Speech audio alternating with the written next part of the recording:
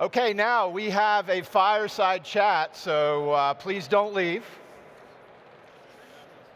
There's no fire. But I would like to invite Shehrazadeh to the stage.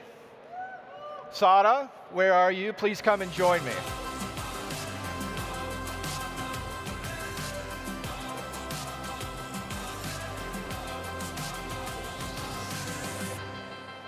I'll try to be a better host. Okay. Please come. There you go. You sit there. Water. Thank you so much, Jonathan. Here we are, finally. Can I give you a hug? Yes. Thank you so much. Oh, are you kidding? Thank you.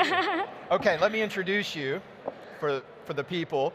Sada founded Progress, a Sulawesi-based conservation NGO that protects threatened yet overlooked wildlife by weaving together people-centered and knowledge-based approaches to create just, collective, and impactful conservation strategies. She's a Fulbright scholar who co-founded Tambora Muda, one of the first national-level networks for Indonesian young conservationists. And she recently became part of the steering committee that established the IUCN Species Specialist Group in Indonesia to amplify Global South leadership and bridge collaborative conservation across regions. Sada is a One Young World Ambassador and one of the Prince Albert of Monaco Foundation's Regeneration Future Leaders. So welcome, my friend. Thank you so much, Jonathan. Happy to be here. So thank you so much for putting Change Now in your busy schedule. And I just want to start by asking you about your journey. Your journey as a leader in conservation, it's a fascinating story. What motivated you to found Progress, your own conservation organization? Long story, Jonathan. I'm from Palu, which is a city in Sulawesi. That's the middle part of Indonesia. And I remember there was a time in my childhood that my parents need to mix one egg and flour to make it adequate, to have it enough for me and my brother and sister to eat. And during that time, my dad told us that, Sarah, Oneng, Terry, we don't have anything, but you only have your brain and your heart, and that's will be your savior and salvations in life.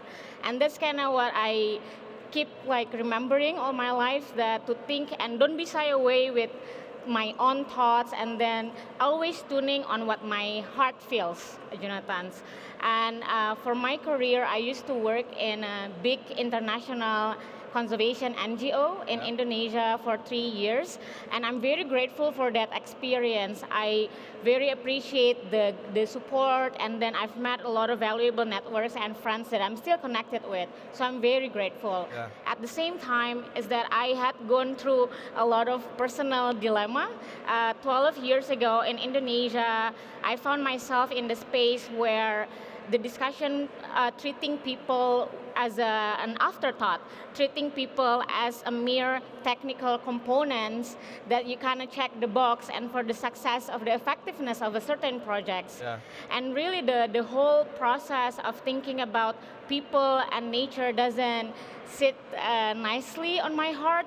The whole process feeling that nature is decoupled by people, from the people. We need to conserve nature, we need to manage nature as it's a part that's separated from us.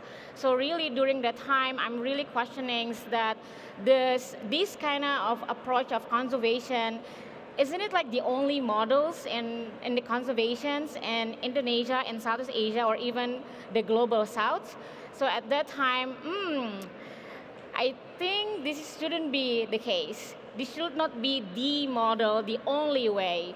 And that's what kind of Progress is all about. We established it to challenge the status quo, to show that there's other way to do conservations that attune to diverse ways of knowing, of living, of people that actually living in the high biodiversity places around the world, like Indonesia, and you work across the global South, Jonathan. So really, At that time, I had a hard time to find the words what I'm fighting for. Well, I need to learn English word by word with a candle, listening to Westlife song. I'm 90s. I don't know if anyone know Westlife. Is it like an Irish or a British boy band? but I learned English. But I also learned to find the words what I'm fighting for, and I learned is to decolonize conservation, is to really redefine conservation in my own terms, in our own terms, and claim our voices and claim our agency, what conservation actually meant to us. Yeah. And that's what progress is all about. Yeah. Yeah. Well, to know you is to know your head and your heart. To getting to know you, it's been a pleasure for me. Your conservation journey took you to the US. Yes. Where you got a master's and then a PhD. How did the experience influence progress and the value that you place on indigenous knowledge systems and culture? Yeah. Well, I'm still trying to finish my PhD, Jonathan, so I'm not getting there. But really, it's for me, I'm a rebel, and then I'm a very curious person. So about the conservation, I will trace it down to where it was originated. So I went to the US, and it's really a transformative experience to me. I embrace that half of me is a scientist. I'm a small but a giant nerd. So I love science, but at the same time, I love doing the real impacts at the grassroots level. Yeah. And then pursuing the education in the US really opened my eyes, which is like sounds like an antithesis of what's the science all about. But that's what I find the words about the difference of knowledge system. In the US, I had a privilege to talk with indigenous community, with people who are fighting for their land, and kind of giving other alternative to conservations that attune to their diverse ways of living. And at that time, I realized, oh, wait a minute. Yeah, Indonesia, my homeland, and Sulawesi, we have other type of knowledge system, and I have not done the justice before by just relying on the scientific part of it, on the Western science. So really that experience transforming my approach through progress. We now using different type of knowledge system. We leverage upon the Western science, but also really championing the local and indigenous knowledge. For example, Jonathan, it took us 3 years to make only one children book because we took our time to understand what is this meaning of this tiny, tiny fish called Rono and Bungu, and what are the cultural meaning, the local narrative about this fish that's meaningful from the community. And that's what we amplify through our educations program. It's not about telling the community, these are the fish that you need to know, and these are the fish that you need to protect. Right. But really, we combine this different knowledge system and really championing the indigenous and local voices in the process. Yeah, and you're a leader in that interscientific dialogue. Indigenous science, indigenous ways of knowing. Yeah. Provide humanity with a pathway out of the climate crisis, absolutely. Exactly. So you're a champion for species that don't get a lot of conservation attention. Yeah. And when we spoke a few weeks ago about the conservation of overlooked species, you told me that your dream is starting to come true, and I just would like for you to talk to the audience about your dream. Yes.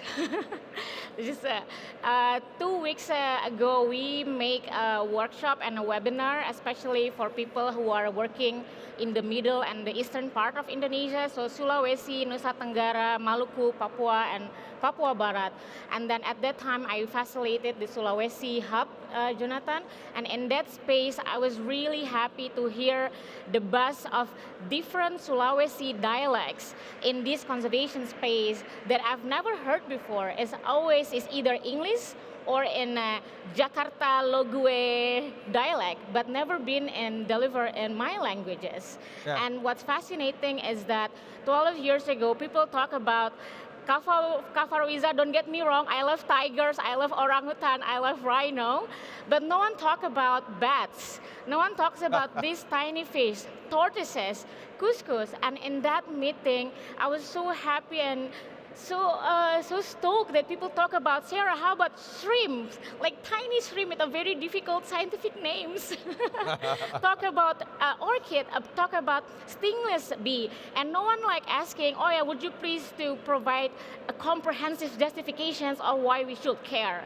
And I think that's the point, Jonathan. When we accept that other beings on this planet have the rights to share the space with us. So if you read progress strategic programs, like our ally Mike Balzer, he used to work for WWF, he will say to me, Sarah, your program's full of love. And that's what all about the progress is, to introduce how to love unconditionally, that you can love and you're capable of loving without so many reason and justification. Yeah. And for all these overlooked species, Jonathan, they're so meaningful to the community. Indonesian, Southeast Asian love durian. Yeah. And durians are pollinated by bats. I know probably most of the people here don't like it or despise it. And then the tiny fish is a pride of local delicacy from the Lake Poso. So there's bantiluku, which is the tortoises can only be found in Sulawesi. Its main color is yellow, and that's the color of a local ethnic group, Kaili, where the tortoises are found. So there's this rich cultural meaning of these species that we never talked about 12 years ago. Yeah. So yeah, that dream start to come true on these streams, orchids, stingless bee, and really warm my heart. Yeah. The web of life, right? Yeah. Absolutely. So we had the pleasure of listening to a very powerful woman open the session, Wiza, and you are also powerful of heart and mind. And the list of women leading conservation efforts around the world is extraordinary. Yeah? What has the journey been like for you in Indonesia and then globally to establish your authority, your leadership in conservation? Yeah, first and foremost, I'm very grateful for the women who really opened the path for the next generation of women. So it's a bit easier, Kawiza, but not really. So the journey has been really tough, Jonathan. I think there are so many layers that you need to get through, coming from quite unfortunate economic and social background, and also as a woman from the rural part of Indonesia, there were layers of social expectation. I didn't know that there is a job called conservationist. I only know that, I want to work for forests and animals. That's it. And then people around me want to be doctor or government officers. Yeah. I don't know that there is an other options of like other than being a wife or being married. But now I can choose to not getting married yet. I don't know, maybe yet.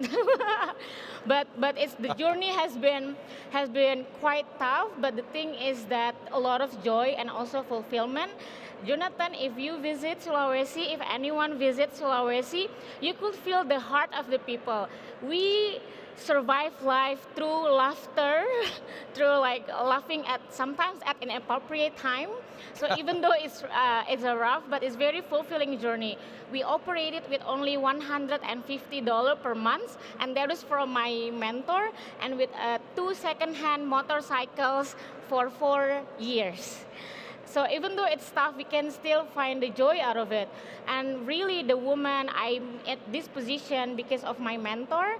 I want to call out her name, Susan Sang, and also Mbak Anim, who is my co-director. And they've the one that mentoring me for 10 years, supporting me financially to access all these opportunities around the globe. So I'm very grateful for that. And men allies, like you are one of my inspirations, Jonathan, with the Health in Harmony.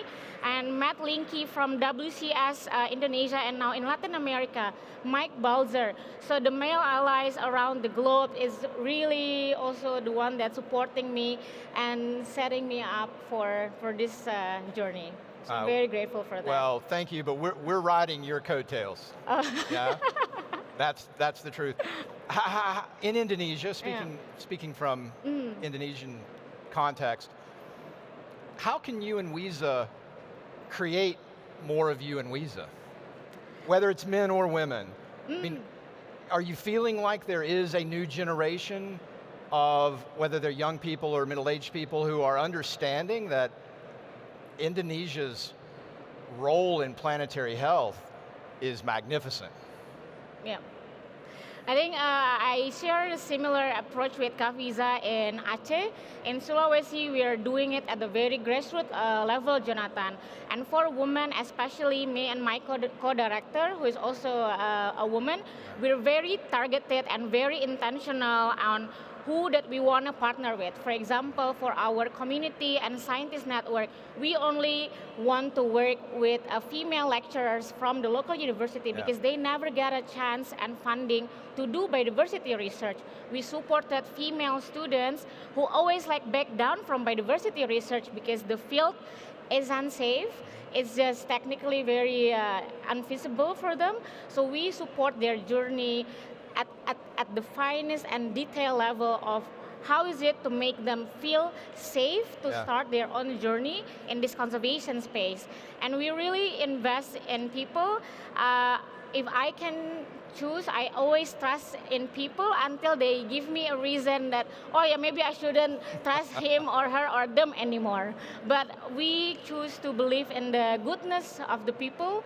And even though Progress now working with about 100 community members, and as I told you 1 week ago, it's a bit creepy because we know each one of them, their names, their family, their houses, their children's, every single soul that ever touched with Progress, and that connections is what is meaningful. And for women, talking about empowering the next generation, for women, that connections, heart by heart, that I matter, I'm significant.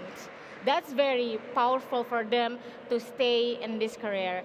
So last year, I'm preparing for retirement, no. But already? No. But starting last year, we already have Sasi and Winnie, 2 girls from Sulawesi who went to Singapore. They barely can speak English, but you can do it, you can prepare it. But they're the ones that showcasing Sulawesi biodiversity in Singapore to celebrate World Wildlife Fund. And then we also have Pikra and Kilo, who has been with me for 7 years. They were only high school graduates, and then when they were single, now they have family and son and daughters. And they started by learning how to type in Microsoft Word and how to make a schedule in Microsoft Excel. But I was so proud that last year they were the one that going to the conference and showcasing their own bat conservation program. So I really taking just a step back and cheerleader behind the scene, creating the infrastructures to give the access and support that these wonderful young people from Sulawesi to speak up, to really claim their voices and to fight for their land. Well, what a mentor and example they have in you. So thank you for that. Thank you. In the short time we have left, where do you go from here? Where does your dream go from here, your journey? What's next for you? And what do you hope to accomplish? And how does your dream end?